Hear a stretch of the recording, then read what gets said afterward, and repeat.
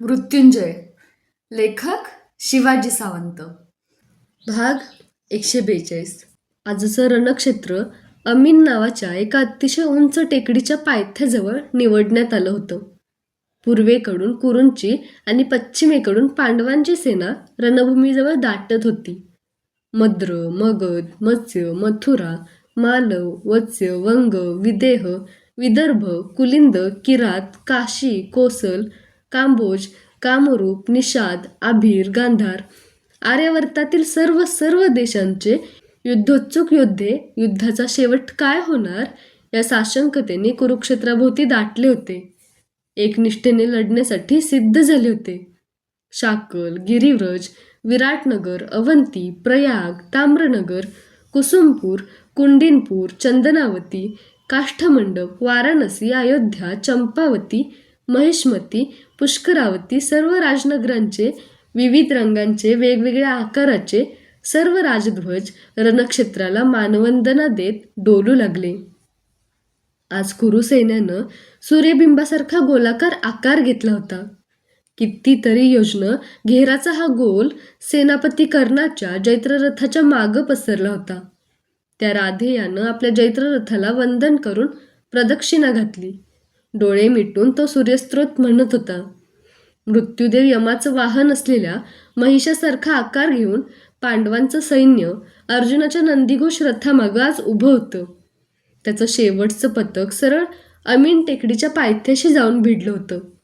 मनगटात निशिगंधाच्या टपोऱ्या कळ्यांच्या माला करकचून बांधलेला कर्ण, शूल, तोमर, पट्टे, गदा, दिव्यास्त्र, खडक, चक्र, भिदिपाल, शतग्नी आणि असंख्य प्रकारच्या बाणांच्या भात्यांनी ज्याचा पार्श्वभाग ठासून भरला आहे अशा साखळदंडांकित ध्वजमाथ्यावर मिरविणाऱ्या आपल्या जैत्ररथात आपला उजवा पाय पायदंडीवर ठेवून चढला.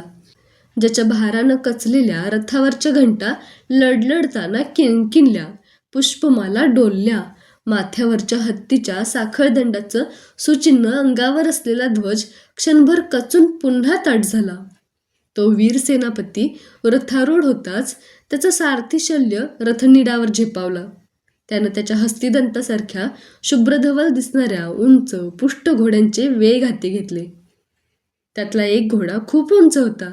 व्याघ्रचर्मानं वेढलेल्या घुमटात खोचलेला प्रतोद उपसून शल्यानं हातात घेतला. शल्य, पांडवांचा मामा, सारथी. मी स्वतःशीच हसलो. काळानं शल्यावर फार मोठा सूड उगविला होता.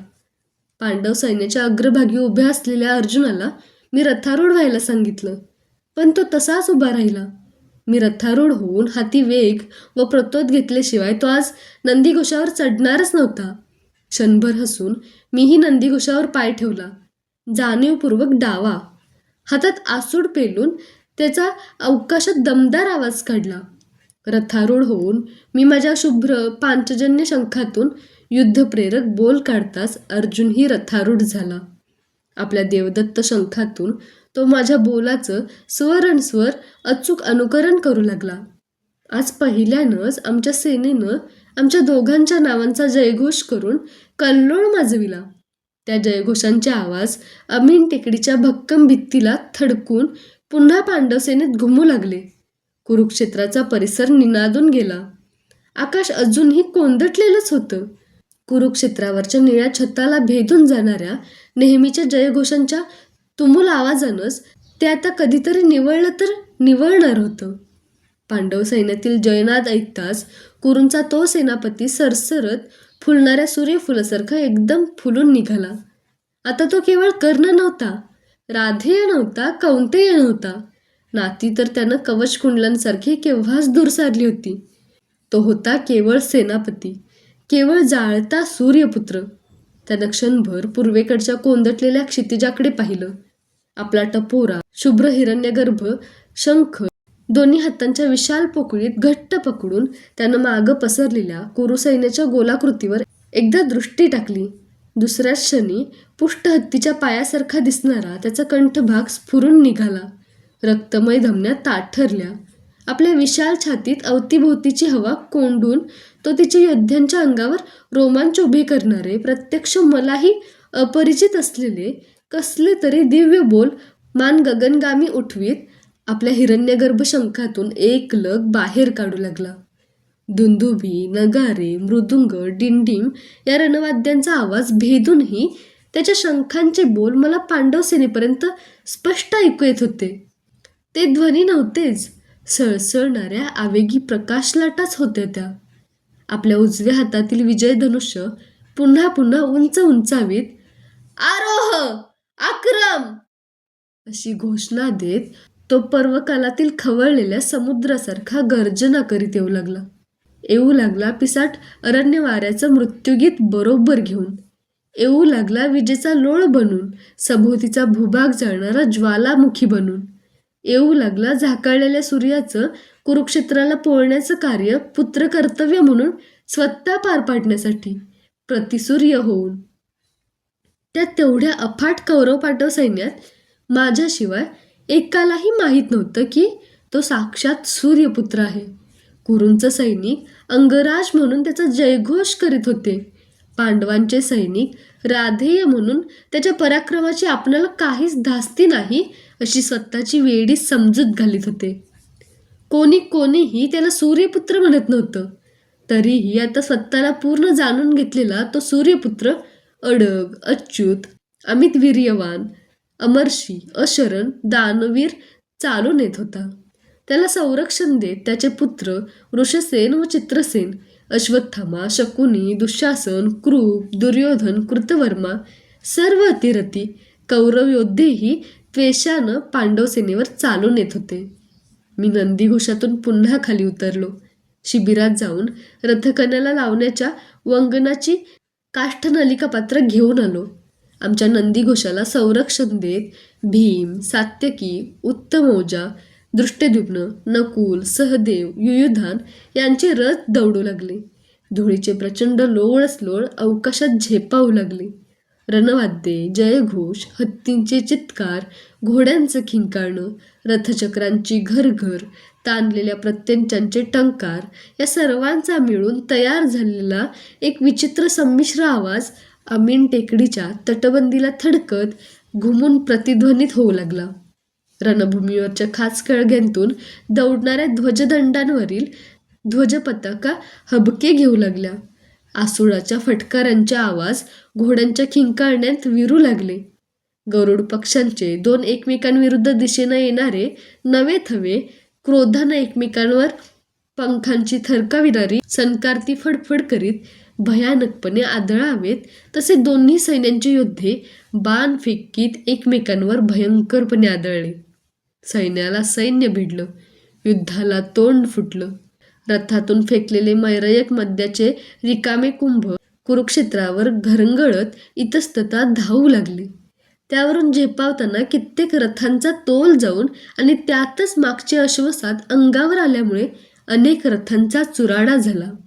कर्णाचा जैत्र रथ धरतीला भयानक हादरे देत त्याच्या हंसवर्णी 5 पांढऱ्या घोड्यांनी असा खेचून आणला की क्षणापूर्वी युद्धभूमीच्या एका कडेवर समोर उभा असलेला तो अरिंदम महावीर पांडव सेनेतील पांचालाच्या हत्ती, घोडे, पायदळ ह्या तिन्ही विभागांनी ठासून भरलेल्या आघाडीच्या फळीत केव्हा घुसला हे कळलंही नाही.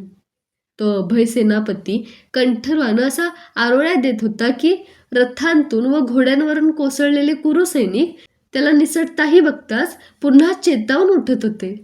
मिळेल त्या वाहनावर आरूढ होऊन पांचालांवर झेपावत होते. समुद्राला मिळणाऱ्या महानदानं स्वतःबरोबर असंख्य लाटांचं तांडव नृत्य घेऊन गरजत यावं तसा तो मद्य व रणमस्ती अंगात भिनलेली कुरूंची घोडे, हत्ती व पदाती यांची भानरहित उफाळलेली शेकडो पथकं घेऊन आला होता. त्याच्या उजव्या व डाव्या बाजूला चित्रसेन व प्रसेन आणि त्याच्या पाठीमागून वृषसेन असे त्याचे 3 विक्रमी पुत्र त्रिदळी बिल्वपत्रासारखं त्याला संरक्षण देत दौडत आले होते. किरणांसह सूर्यबिंब अंगावर झेपावून आला आहे की काय असा भास त्यांना एकत्र येताना पाहून पांडव सेनेला झाला.